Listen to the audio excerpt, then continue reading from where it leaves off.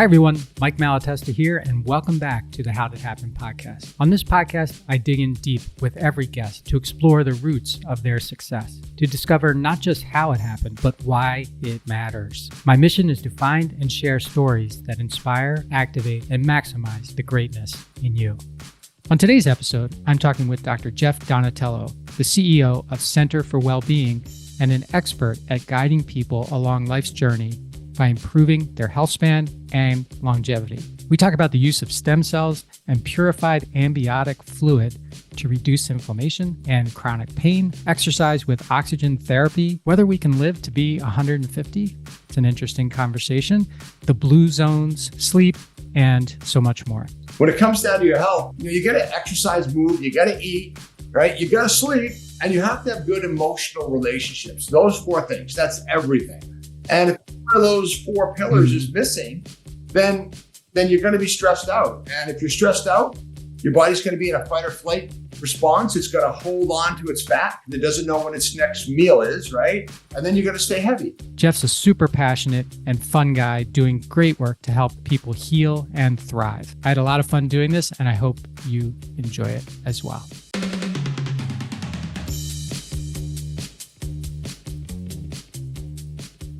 Hey, Jeff, welcome to the podcast. Hey, glad to be here. I'm excited to speak with you. Yeah, I've been waiting for this ever since you reached out to me. I was thinking, because you reached out in a really in a interesting way. I was going to say unusual, but it's not really unusual. It's just interesting.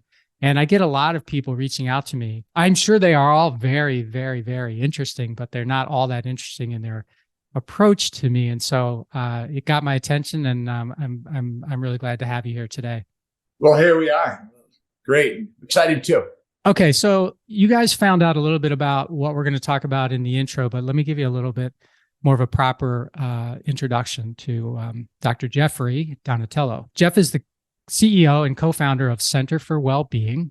He's an entrepreneur who, along with his wife, Kelly, took a struggling COVID beaten down medical practice to an 8-figure, thriving 4-office medical practice in 2 years. That's phenomenal. We're going to find out all about that. He says he used EOS to do it, Entrepreneurial Operating System. For those of you who aren't familiar with that, Traction, for those of you who may have more familiar with that word or have read the book. By the way, I'm an investor in EOS, Jeff, so full disclosure there, and I love the program. But he used EOS to do it. And, now he has close to 30 staff members with primary practices in metabolic weight loss and stem cell therapy, two of my favorite topics. Jeff is passionate about guiding people along life's journey by improving their health span and longevity. His ebook, 15 Minutes to Live, is available for free on his website, which is Dr. Jeff Donatello, DONATELLO.com. I hope I've got all that correct, Jeff. You did. Good job. Excellent. Thank you for that. And Jeff, I start every one of my podcasts with a very simple question, and that is, how did it happen for you? How did it happen? It depends on what it is, right? I consider myself multifaceted. I was brought into this world by an immigrant father and a mother whose father played for the Boston Red Sox and entrepreneurs. My father's family owned movie theaters in China before the communists kicked them out in World War II. He lived in a bombed out shelter, came here, met my mom, had me, and I was always raised, they were teachers, right? I was always raised to just move forward, right? And you get knocked down and, you just keep going forward. So what's happened in my career, I've done many things. I always like to help people, but I've always liked to be that guy who's on the cutting edge. I didn't become a medical doctor. I became a chiropractor because they were kind of a little bit different in that they looked at things instead of, just band-aiding, right? We try to get to the root cause. So with our medical practices, we really have come to a point where, we help people that struggle with inflammation and that are in pain. And we use different types of stem cell therapies, different types of health coaching techniques. We have a big metabolic weight loss program. And, I think in this world of trying to help people, the American medical system, right, it's broken. We know that. Mm-hmm. And it's run by pharmaceuticals and companies and insurance companies. So I try to find what works. And unfortunately, it has to get out to the general public. So you have to know how to market. You have to know how to sell it. It's a business. So I think, how did it happen? It happened because I surrounded myself with people way smarter than me, Mike. How's that? That's good. That's fair. You took us through a lot of different components of how it happened, from your family life to the entrepreneurial example to all the things you mentioned near the end. So I'm curious, Jeff, the early Jeff, taught by your parents to always go forward. Explain to us, give us some examples of what that meant to you earlier in your life.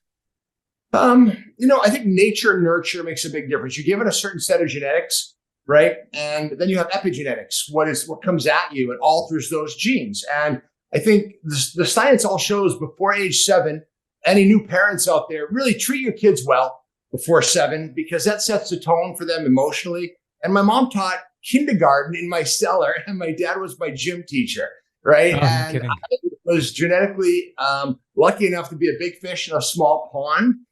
So athletically, I wasn't like going pro, but I had that confidence to play a lot of sports and be fairly good all the way up into college. And I think that whole background just kind of put me where I am, because it gave me confidence to know that there's always another day and you're going to get knocked down, but get up, and every day is a good day. And what can you learn from today? And that's my motto, really. And what sport in college? What did you hang on to the longest? Yeah, I was a high jumper trapped in a football player's body. How's that? So I was a receiver, and then I started to get some muscle, and I high jumped on a national level for an AAU athlete, and I don't know, cleared 6'8" when I was 15. Went to the nationals and learned what it was like to really get your butt kicked by a national competition. And I remember going out to Seattle, Washington, and the guy jumped 7'6", and I said, I better stay in school because I was now a small fish in a big pond, which was a great lesson for me early on. Yeah. It's amazing how the world works, right? As you continue to move up this pyramid of, oh yeah, I call it the pyramid of merit, pyramid of talent, pyramid of whatever. But the good thing is you get released. So you're not trapped in that pyramid. You thought you were in that pyramid, right? Going to be a high jumper or whatever. And you just move, you shift to another pyramid, and you rise up to the top in that, or at least that's how I like to think about it. Yeah. And I think, again, I'm into the human body, and this thought just popped in my head. You can adapt. You can be a fast twitch muscle person and ended up being a slow twitch muscle person too. It just takes time. So we can get into this later if you like, but I ended up evolving into triathlon. I ended up owning triathlon and have done well over 100 of them. I owned a couple races, big national races, half Ironman races, and a full Ironman distance race. And I was able to take that fast twitch muscle fiber and really train a lot and drop a lot of weight and be able to be kind of a slow twitch guy. But still trapped in a football player's body, right? So I wasn't going to Kona Ironman World Championships. But I had fun, and it was a great 10 years of my life being in that world of triathlon and athletics and competing. So that was fun. Does that I can't remember the name of the race. Mud something comes to mind. It's like happens all over the place, and I'm trying to Tough Mudder. Yeah. Is that guy from your part of the country? Do you know him? I've listened to him before, but I wasn't sure if he was from Michigan or from out east. Vermont. Yeah, there's a guy from Vermont. Okay. Yeah, I forgot his name, but he's pretty badass, that guy. I forgot his name. He's really crazy when his events he puts on. Yeah, I've listened to him on some podcasts. The guy from Vermont is the Spartan race guy. Spartan. I'm not sure. Yeah, okay. I think that's what I was talking about was Spartan race, because I remembered that you're in New Hampshire, or yeah, and most of the world, and I know you don't, but most of the world probably can't tell the difference between Vermont and New Hampshire. It's like, this. I can't either. They're just the opposite of each other. They're mirror images, really. They're very different. Be clear, politically, they're very different. Yeah. Okay. Anyway, it reminded me, and I thought maybe you might have a connection there. I do want to get into that further, but before we do, I'm curious about this chiropractic path. When did so you got to college, you were doing track and field, high jump. Was becoming a chiropractor the thing that you were focused on from the time you got there, or was after your pro career dreams went away and Olympic dreams? Yeah, I wanted to do corporate fitness. I was going to be a corporate fitness instructor. Then I wanted to be a physical therapist. Then I fell into chiropractic, and it just fit my mold. Lots of different techniques. You can help people quickly. I'm kind of a high energy guy, and I was pretty successful with it. And I had a lot of free time, and it was just a great profession until I realized that I was more entrepreneurial. Maybe it took me like 20 years, but I realized that my business was limited to me. And there was so much more that I wanted to do in the world of business. And it's been really great. And we mentioned entrepreneurial operating systems and EOS. And I got married to a new woman, my second wife, Kelly, who was into marketing and sales. And she was a corporate person. And now she's co-director of Center for Wellbeing.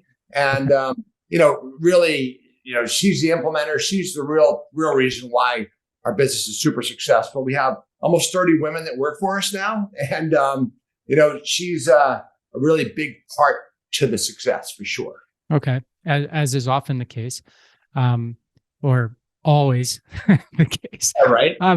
So so let's talk about how you got the practice off the ground, because should I assume then that prior to what I mentioned in the bio, taking this failing medical practice, you were a practicing chiropractor, or were you straddling the fitness and chiropractic, and you were running these triathlon businesses? Tell me more about that.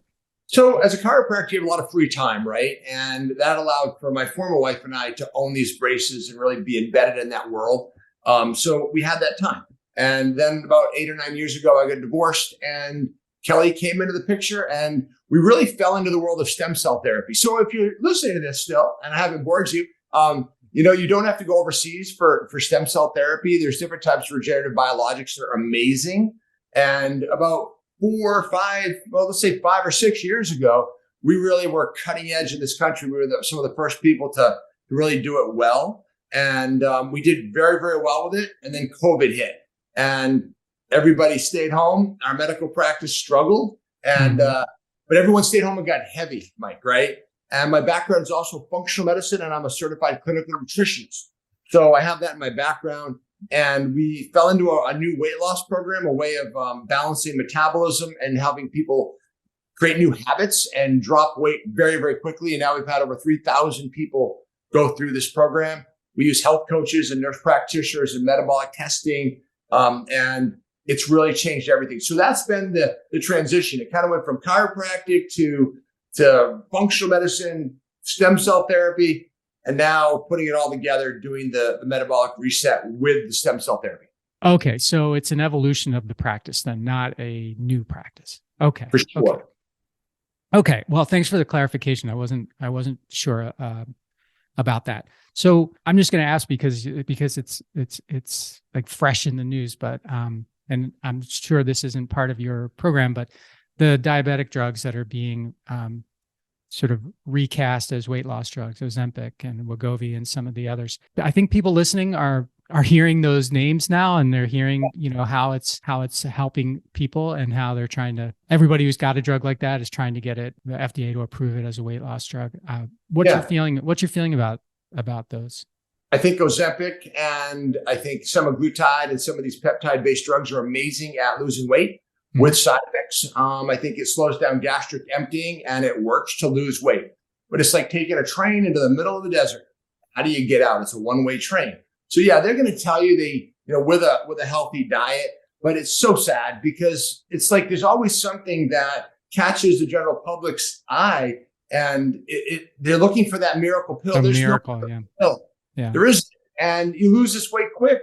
And some of these side effects, I think the psychosis is one of the side effects. So you don't need to do it. You just need to be treated or looked upon by a professional as an individual and really be listened to. And so our whole program is based on real food. We don't want people to over-exercise initially. We don't want prepackaged meals. We want to guide you with health coaching for about 3 months. You're going to lose almost 40 pounds in that time frame. but we teach you how to keep it off because we establish new habits. Yeah. And unfortunately, this is not part of our drug insurance-based model, Mike. So the only people that can do it, you have to market, you have to be able to quote unquote sell, right? Get the message across to people so they give you their hard-earned money. And what better way to invest in with your money except in yourself, right? So, but it takes that whole message. So really what we've done, if you really want, I find it interesting. We use DJs right now we have DJs. We found a good one that really has a great following, and we get them to lose weight and keep it off, and they talk about it. And, so for real DJs, like people that are on the radio you're talking about. I just want to make sure. Real big DJs. I'm in Boston, all over the area. Okay. I have 9 DJs. We're on TV with it. And these are, people that trust the DJ, and they see they've lost 40, 50, 60 pounds, and they talk about it. And the great thing, the fun thing is that I get to have relationships with these DJs, and they're cool people. And I do a lot of TV commercials. I'm on the radio with them.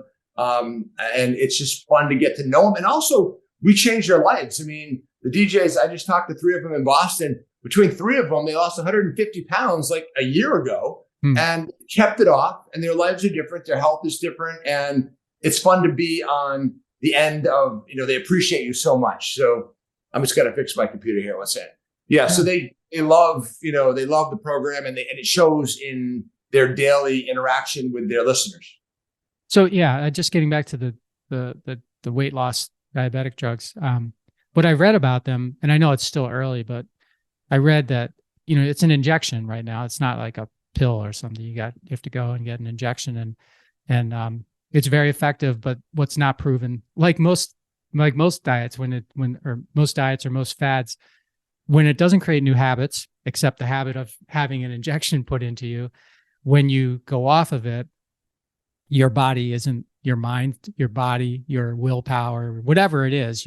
And I'd be interested to hear your thought on what it is inside of a person that keeps them going. But in the case of these, you don't have a habit.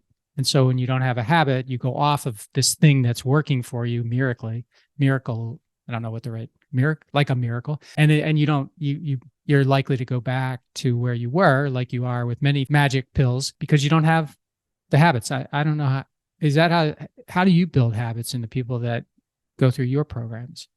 I think it's sitting down and talking to people, and, we have health coaches, like I mentioned before, that are all certified, that know what questions to ask and develop relationships. And they're with them for 3 months, once a week for, 30, 45 minutes. And they really determine what their physical, chemical, and emotional stressors are, right? Because when it comes down to your health, we talk about, you got to exercise, move, you got to eat, right? You got to sleep, and you have to have good emotional relationships. Those 4 things, that's everything. Mm-hmm. And if one of those 4 pillars is missing, then you're going to be stressed out. And if you're stressed out, your body's going to be in a fight or flight response. It's going to hold on to its fat because it doesn't know when its next meal is, right? And then you're going to stay heavy. So you have to address all of those components. And the emotional stressor is a big part of it. And we have people, I had a lady that came in and she was down 15 pounds, and we have weekly meetings, like mastermind meetings with our staff, our medical staff. And this lady struggled, and she hadn't lost any weight. And it's very rarely do we have someone looking to lose 10 or 15 pounds. And I asked them, I said, what's her home life like? And they said, oh, that's her problem. I said, well, what is it? She goes, 3 years ago, she got divorced from her husband, and he still lives on the 2nd floor of the house. And he's there every day, and he won't move out. And it's a nightmare for her. So she doesn't sleep. She's scared of the guy. She's in this fight or flight response, and her body's just holding on to all the fat because it can't differentiate between being scared of her husband and when her next meal is coming, right? Evolutionarily. Yeah, it can't distinguish between the things. It just knows that there's stress. So it just knows there's stress. Yeah. So what does it do? It keeps the food on a long-term energy source, which is fat. For women, usually right around the middle, which is deadly, right? Because belly fat and visceral fat is the most dangerous type of fat. It exudes different types of chemical messengers. If we get into science, interleukin-6, tumor necrosis factor, these are pro-inflammatory cytokines that set you up for cancers, They set you up for all sorts of diabetic situations. We know this. So having excess belly fat is super unhealthy, and it has to go if you're looking to have longevity of any sort. And you know what's interesting about visceral fat is that very few, I would say 90% of Americans have never even heard of it, first of all. And so they don't even know what it is. They don't know what you just said, the bad things about it. They've never been tested or measured for it. And even I, until about 5 years ago, I'd never heard of it either. But then I went in and I got scanned for visceral fat. And I thought going in, I'm like, oh, this is going to be, I'm in pretty good shape. This is going to be, I'm going to do well. And I didn't do all that well. And that prompted me to take some action that I wouldn't have taken otherwise, not knowing what was going on inside. And the thing about belly fat and visceral fat is sometimes, as I understand it, at least, you can have no outward belly fat and still have excess visceral fat inside of you, which is, as you said, it's, I would call it maybe likely precancerous, I would say. Something happening in the visceral fat is getting into the rest of your body and likely either promoting the growth of cancer inside of you, or, getting your T cells so busy that they get surprised by the cancer and can't fight it. Who knows for sure? I do know that if you don't have, the visceral fat is not going to be as prevalent if you're not overweight, right? But the people that are overweight, majority of them are going to have it. A big thing is non-alcoholic fatty liver, right? That's we can, I don't want to come across an expert on that, but that's something that we're seeing more and more of nowadays, which is really scary too. So just our country's in a really sad state of affairs when it comes to the health. I mean, 70% of people are obese, right? Or at least overweight. Right. So that's scary. So let's we've kind of got these silos that we can go into, with weight loss being one of them, regenerative techniques like stem cells, for example. We've got longevity. We've got the ability, perhaps we certainly will at some point in the near future, to grow organs. We have pluripotent stem cells where we can harvest our own stem cells, which was kind of the thing you mentioned earlier. You said, hey, people should know that you can get stem cells in the US. Well, I think most people's ideas of stem cells goes back to the embryonic stem cell discussion, right? Like you have to take it from an embryo or an aborted embryo or whatever. And of course, the science is way, way, way past that. So maybe we should, if you don't mind, maybe let's just talk about stem cells and in layman's terms first, Jeff, and then how you use them, how they work, why they work, and what they work for. Well, you've obviously done some studying. Pluripotent, multipotent, embryonic. You're using those terms, right? Yeah. The average person, though, they just hear stem cells, and some of them are caught up in the 80s, right? The religious right, when they were really against what was happening. We were creating life, and then we're killing it, right? Which is unethical, and aborted fetuses and all that. To be clear, that doesn't happen anymore. It's illegal. It might happen in foreign countries, but it's not something that happens in the United States. We don't need it to happen. We've had over 3,000 people go through these therapies. We have people that fly in from all over the country. Two guys flew in from Montreal on a private jet today to do this. So the reality is there's different ways to do it. We have evolved with our techniques and using purified amniotic fluid, right? So healthy baby, healthy mom. Mom raises her hand. There's 9 different cord bank companies around the country that do lots of different things. They're the ones that go in and will freeze your stem cells for later use, right? But they also will take out that amniotic fluid at birth. No one's harmed, and it's third-party tested for disease, and it's super, super healing. What it does is it's what's protected us and helped us evolve over 80,000. It comes around about 80,000 generations. We've evolved 2 million years, and that fluid not only protects the baby from mom falling on the baby, but it's much more than that. It protects the baby from mom's diseases. So let's get into a little bit about what's in it, right? Because we have a scientist. You have to really make sure when you're vetting these labs out, and is that there's a lot of cash grabs out there. We want labs that have been checked out by the FDA, that have been audited by the FDA. And I use a lab, a scientist who's a PhD in stem cell therapy, who's been doing it over and over again for years. What he has come up with a way to take that amniotic fluid out and not grow, but to differentiate what's in it. And what he does is he pulls out 250 billion of these little micro vesicles. So think of like a little bubble. And this is exactly what you have in you as a human being. We just have 250 billion of these little microvesicles.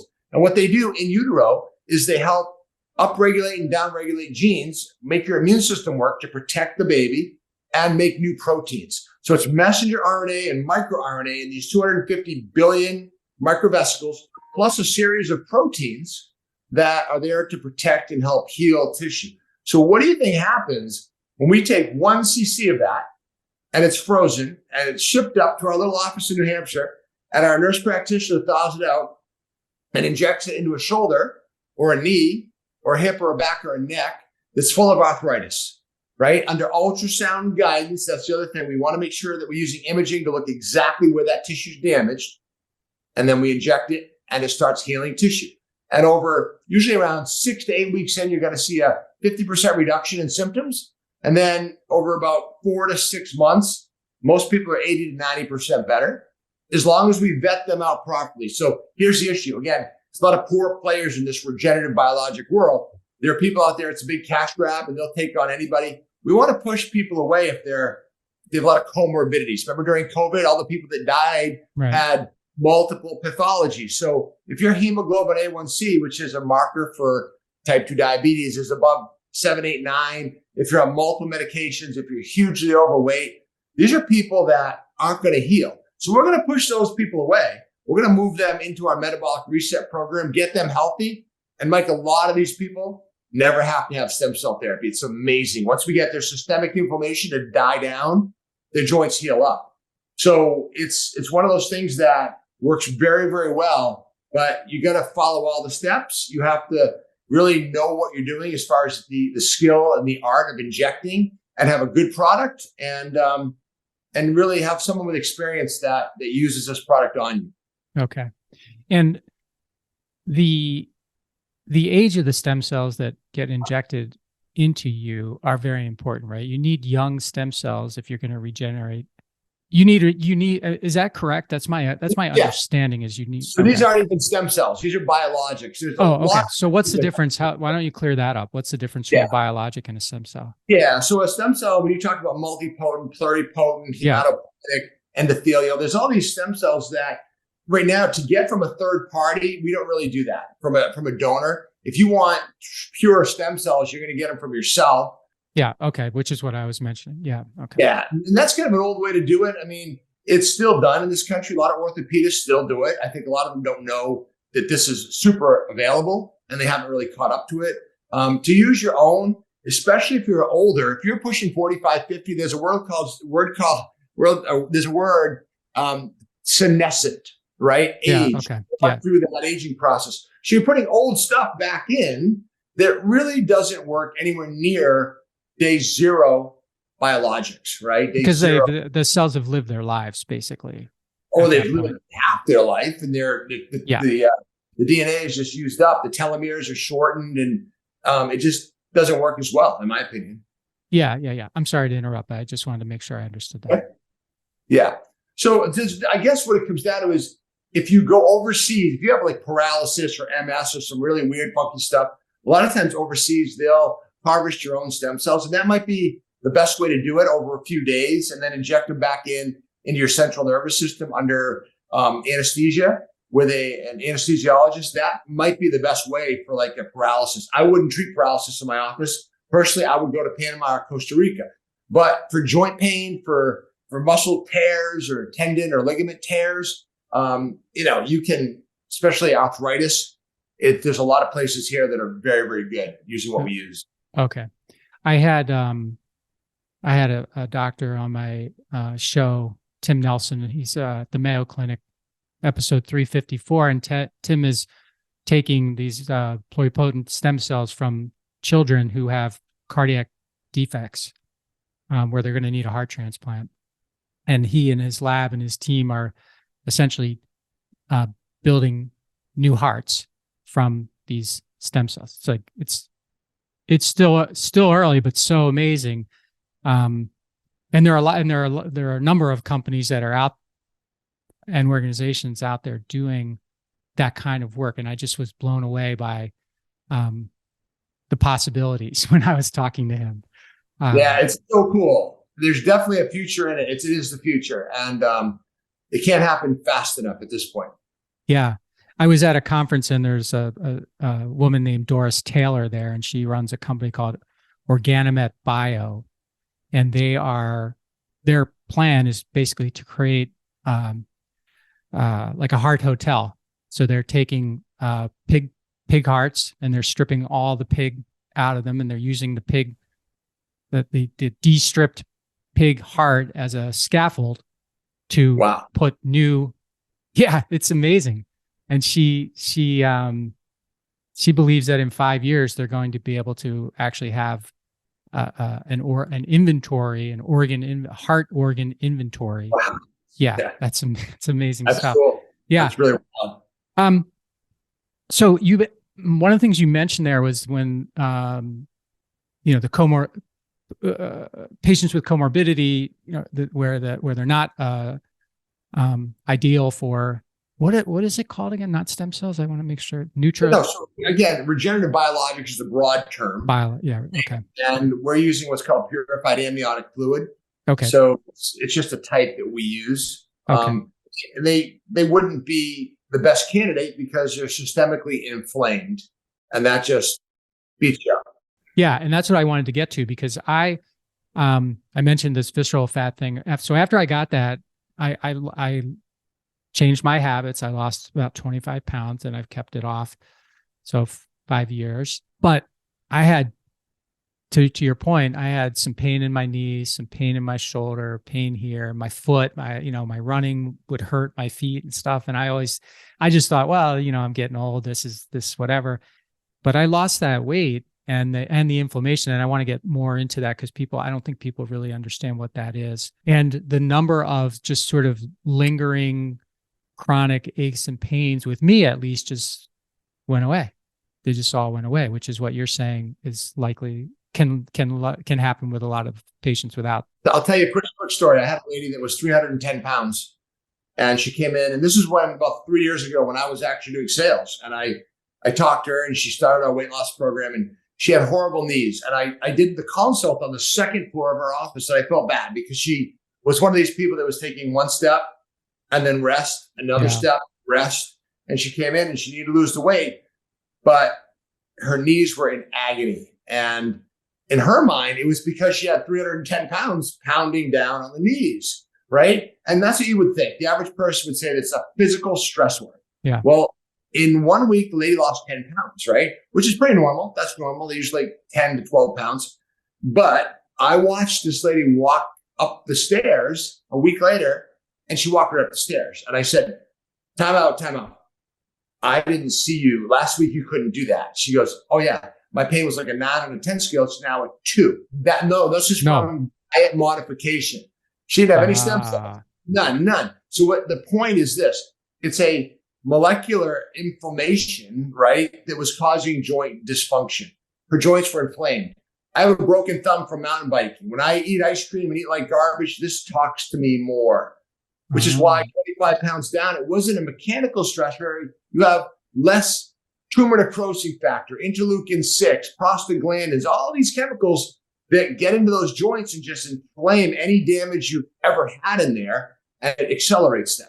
But it's reversible. Like this lady, 1 week, she felt better.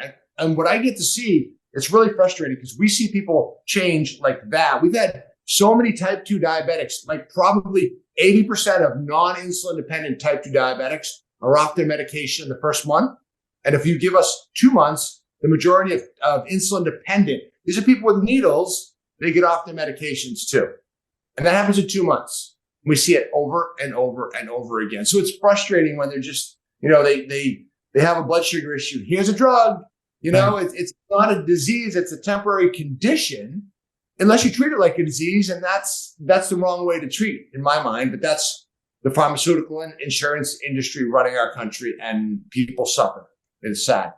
And And while we're on the inflammation thing, I think you explained it pretty well. So there's a lot of inflammation. Like most people, I think, sort of equate inflammation with something they see a bruise or they see something on the exterior of their body and they say, okay, my hand's puffed up, right? Or whatever. But the inflammation, and that is a kind of inflammation, but the inflammation on the inside, you can't see, right? Yeah, right. So if you pound your arm and you get red blood, right? The blood vessels vasodilate and you get maybe a hematoma, right? That's acute inflammation. Chronic inflammation is a silent killer. You don't see it. The number one, most people know this, I think, I don't know, the number one symptom of people with heart disease is death. They have a heart attack and die. So 60% of people didn't even know they had an occlusion or they had plaquing.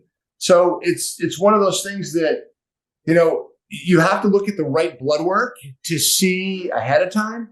And if you go to your doctor, they want to help. They got into this profession, but they're trained by pharmaceutical companies and they're limited. So the CBC that you do, the complete blood chemistry, is not worth the paper it's written on. It really isn't. It's too narrow. Really good blood work is to have a disease, and then you can get the 5 pages of a metabolic blood panel. So you come in our office and you pay for that, but you get 5 pages. Not only that, we take it all and we narrow down the ranges into functional ranges where a healthy human being should be. Mm-hmm. So traditional medical people are going to look at the lab normal. Who goes to the lab, Mike? Sick people. Sick people, right. They're going to be like, you're okay. We're going to see patterns that pop up. And there's certain markers that we have to look at that they're not going to look at, like insulin and homocysteine and C-reactive protein, all these things that the average person's not going to have any clue. But it's our job to understand that as functional medicine practitioners to learn what to do about it. And that's what we specialize in. So when someone comes in to see you, take us through the steps that happen. Because when you go to see your doctor, which is what most people have an awareness of, they say, well, what hurts? What's the problem? You describe it the best you can. They do this, this, this, and this. And then they say, well, I think it could be this. Here's what I want you to do. Take a prescription, take ibuprofen, sit, relax for a little while, whatever it is. I'm assuming your approach is a little bit different. So someone comes in to see you. What's step 1, step 2? Let's just say they're let's just say they're overweight. Yeah. So just go back for a second. You go to your medical doctor for your annual checkup. Your doctor has 7 minutes to sit with you. That's what I mean. Yeah. On their computer, because this is what the average person doesn't know. I have medical doctor friends. They're doing their notes because they have 35 to 40 people that they have to see and manage care that day. And if they don't, then they got 2 hours at the end of the day when they can be home with their family. So you only have 7 minutes to talk to your doctor and tell them all your problems, and they're just trying to get their notes done. They're squeezed right now. So first and foremost is we want to do a metabolic assessment program, or what's it called? The metabolic assessment panel. And it looks at all your organ systems and we can see patterns that develop. So that's part of the paperwork. We do a complete intake. The first day, the health coach will go through all of that with you and really spend time going over the program, what it is we're going to do. And then we send you off to the LabCorp, your local LabCorp, they're all over the country. Mm-hmm. They do blood work. We're going to, like I mentioned, the metabolic panel, they're going to look at all the blood work panels. We're going to look at cortisol rhythms, 24-hour. You ever heard of the stress test? Yeah. Heard of that? Mm-hmm. Yeah. So I think this is the most interesting thing that should be done across the board. So again, we talked about sleep, right? Exercise, diet, super important. But if you don't sleep, you're in trouble. And again, the last one, emotional relationships, right? You got to have those. But if you have trouble sleeping, and this is for us, you don't lose weight unless you get your sleeping back on track. You just don't. If you have fitful sleep and you're not sleeping well, then you're going to wake up with low cortisol levels. In the morning, your cortisol level, your adrenal glands through the night should put cortisol back in your system to get it to a higher level so you have energy to take on the day, right? And as the day goes, cortisol drops, hormones like melatonin show up, right? And you should hit the pillow and fall asleep. Natural, right. Happens again. Yeah. So we may look at that. In fact, we will look at that. But the big thing, though, we're talking about the initial assessment, is we want to do food sensitivities and allergen panels on people. Because if you have gluten, dairy, soy, whatever that is, egg, allergens, you're going to create pro-inflammatory responses from that food. And that's going to pack on the pounds too. And you're like, well, I eat healthy. Well, for you, it wasn't healthy. So we have to look at you as an individual in order to optimize your health. And then based on those two things, you put Yep. a supplement plan and a eating plan together for Once a week. and you an give homework. exercise plan.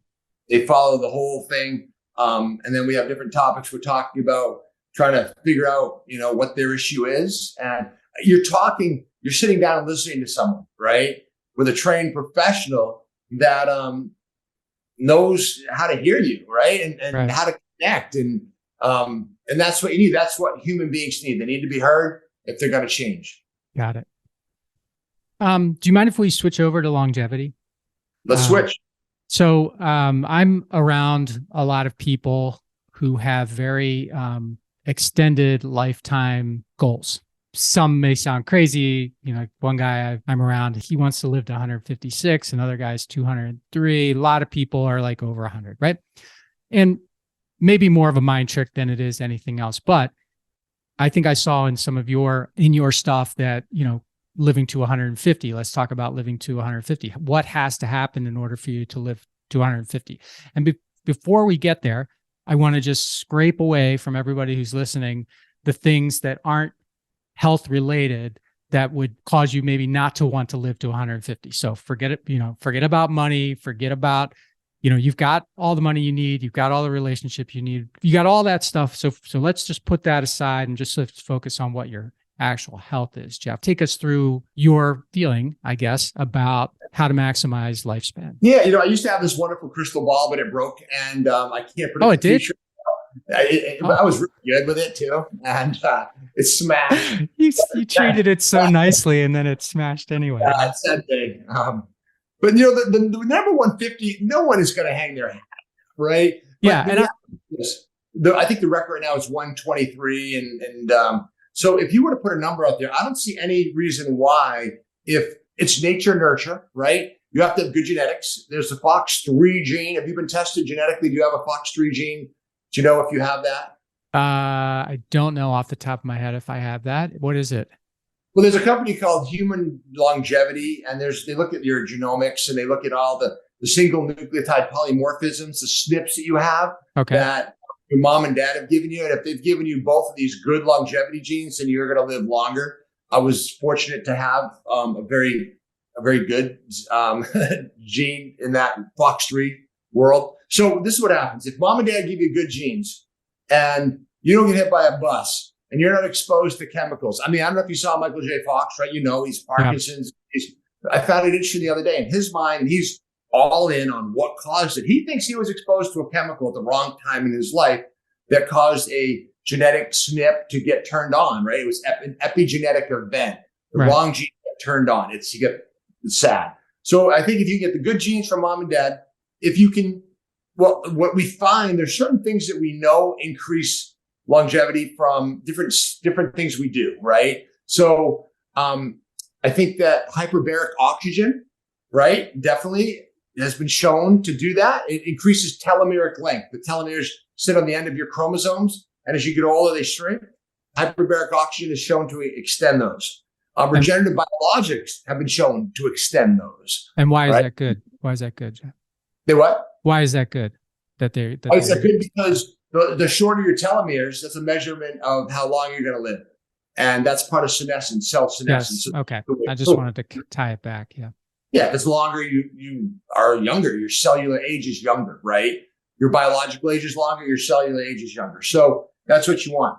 The other thing is we know for a fact, if you read any books, a lighter than normal human being is going to live longer, right? A female is going to live longer. And a big one is married people or people in long-term relationships live longer.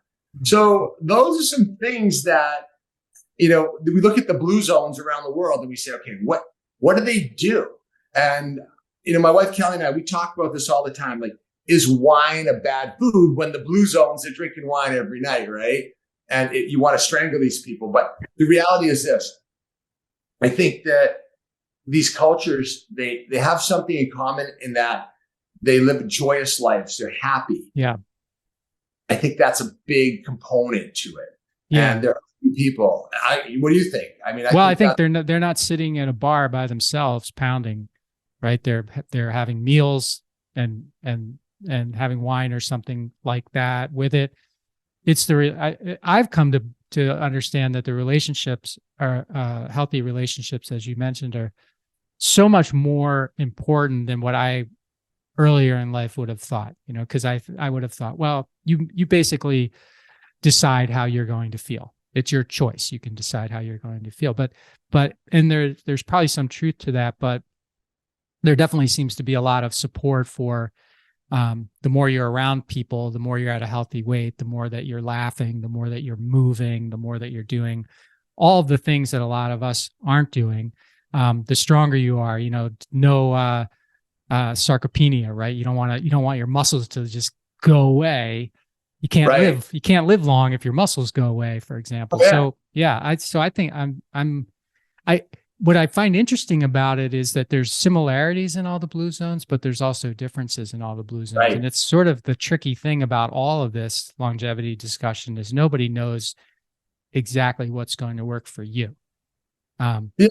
Yeah, I would agree. I think that, if you don't have purpose too, I think purpose is everything.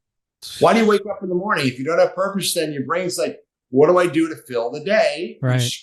Anxiety. I remember I read a study. They took 20 kids, they put them on a farm for 2 weeks that had anxiety and depression.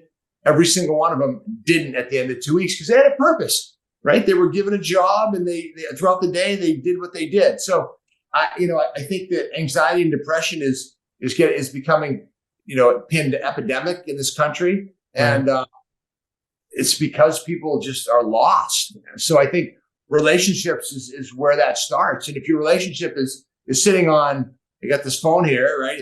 If my relationship is my TikTok influencers, that's a problem. Right. It's a problem. And so let's say healthy lifestyle, healthy weight, healthy relationships. Do you feel as an expert in what you do from a longevity standpoint, do you feel like there is a finite life to an organ and that finite life will eventually catch up with you? I guess that's no. Thank God. If there wasn't, this would be a crowded planet. Okay. How's that? Fair enough. How's that? If there wasn't, we'd have a big problem. We got to die off, or we got to stop reproducing. One or the other. You pick. Yeah. Well, yeah, it depends on which side of the equation you are on that. The FOX3 gene that you mentioned, you've mentioned epigenetics a couple of times, and I would like you to explain what that is, because I think people that know it, and people who don't really have no idea. And as I understand it, you're born with genes. For a long time, people thought you're born with genes. You're born with genes. Nothing you can do about it. Epigenetics, I think, is a study of what you can do about it. But I'd like to get your perspective. Tell us what that actually means. Mom and dad give you pairs of genes. They matched up. They might give you the same polymorphism. Again, we go back to SNPs. There's gene chains. They may give you similar ones, and if they give you 2 good ones, it's awesome. But if they give you 2 bad ones and you are under major stress, those genes get turned on. They get activated, right? Which is why when you're 40 years old, you all of a sudden might have allergens that you didn't have before because that gene was turned on by your epigenetic profile, right? So again, it goes back to your physical, chemical, and emotional stressors that you bring into your life, right? So if you're a happy, healthy person, maybe those genes won't turn on, and your epigenetic profile will be mellow. But if you're under major stress, you're going to turn the bad genes on, those bad SNPs, those polymorphisms that get turned on, and they're expressed, and your life is a mess because you now have this disease or that disease or whatever it is that comes down the pipe. Okay. So really, it goes back to nature nurture, and the nurture side is the epigenetic component to it. So in the example you mentioned with Michael J. Fox, thinking that he had exposure to an environment, so that's an environmental, that's a nature. Yeah. How would that I mean, I'm just speculating here with you, but how would something like that actually impact a gene? So if I was exposed to something in an environment, a toxin that I breathed or something, how would it, because I don't know the answer to this, how would it actually impact a particular gene that would affect that perhaps would give me Parkinson's or some other, autoimmune or degenerative disease? Yeah, I mean, again, I don't know exactly at a cellular level, right? I'm not a molecular biologist, but I would say it's a poison, right? And it's going to create again, we go back to inflammation. It's going to create this storm in your body, like what's going on? The same way a divorce would, right? It's that chemical, a divorce. You've talked to people that have gotten divorced and they end up just going down the tubes. Yeah. So I think it creates this storm in your body of chemical messengers that your body doesn't like. And if you're predisposed to something, your body's going to try to adapt to that. And a bad gene might get turned on. Okay. Again, a molecular biologist might be listening to that and go, he's full of crap. But that's the way I would interpret it.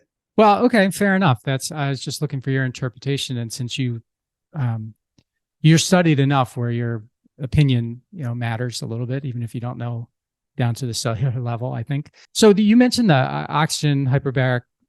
What is that? What exactly is that, and what does it do for you? Yeah, so there's hyperbaric oxygen chambers. There's soft chambers. There's hard chambers, and they get you down to a certain number of atmospheres of pressure, which equate to being like under the sea of it's anywhere from 15 feet to, let's say, 30 or 40 feet. There's a number. It's like 3.0 atmospheres, like 1.4 to 3.0. A hard, solid hyperbaric chamber is going to be hundreds of thousands of dollars.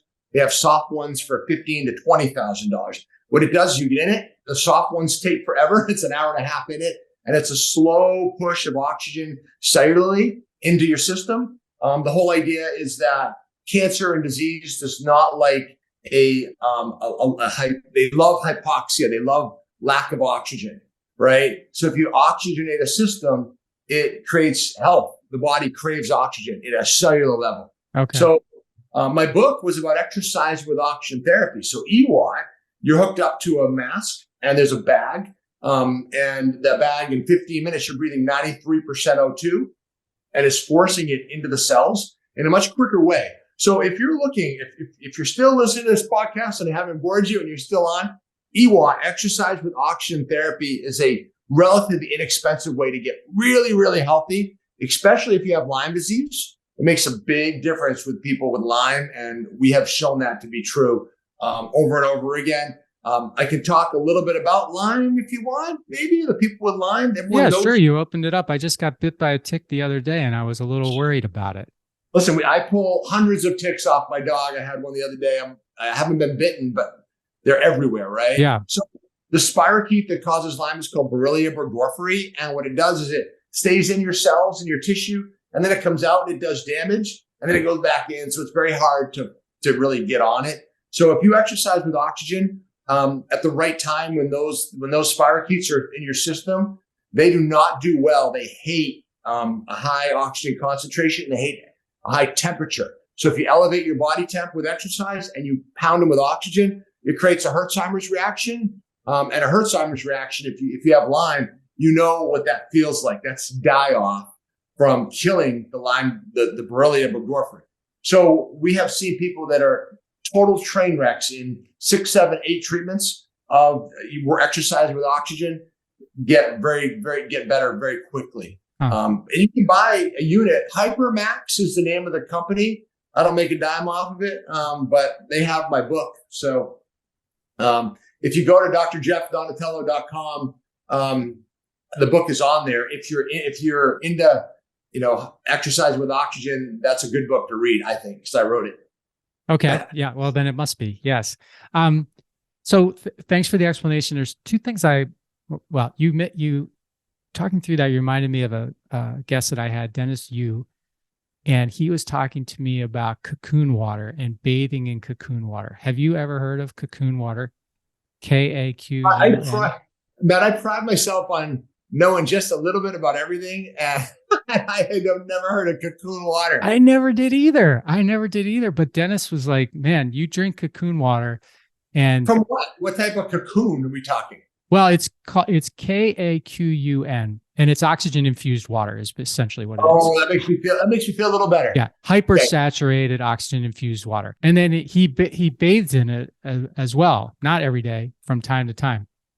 He talked about his mother having some form of cancer and started bathing in cocoon water, and similar to what you're saying. I don't know if it was causal or just related, but your body's absorbing the oxygen from the water through your skin cells and, repairing things. It's kind of like what you talked about. So I was just curious because I saw that you do this. Is it Masoji? Is that how you say it? Or this? Masoji is a Masoji bath? Yeah. So no, Masoji is a Japanese term for one event that you do each year that you have a 50% chance of failing. That's what Masoji. Oh, okay. How do you know that it's a 50% chance of failing? Is it because you just tell yourself that? Oh, okay. you pick some strenuous event. Jesse Isler. Isler. Yeah. So that's my Masoji this year. Is I'm doing a triathlon and I've done 100 of them, but it's been 10 years. Oh, so okay. I gotta get out there and run more. So that's why. Well, you can do what Jesse did and have David Goggins come and spend some time kicking your butt. Yeah. Have you? So that was Living with a Seal. Have you read Living with a Monk? No. His new book. I like it a lot. Yeah. He lived Living with a Monk. Okay. New York, upstate New York. Living with the monks. Living with the monks. Okay. Cool. Well, Jeff, thank you so much for coming on the podcast. This is a lot of fun for me to talk about all these different things, and I think we only scratched the surface on what we could have gotten to. Before we go, is there anything that I should have asked you that you want to leave with the audience about you or about your work? I think that if you are interested in all the stuff, it's the Dr. Jeff Donatello one is not the site to go to. It's centerforwell.com. If you have show notes, if you want to put it in there, sure. centerforwell.com. About 70% of the people we work with are virtual. So they don't need to fly into, unless you're going to have the regenerative work done. But the weight loss, functional medicine, we pride ourselves in having a really good system that we can work without ever having you come into the office. Oh, wonderful.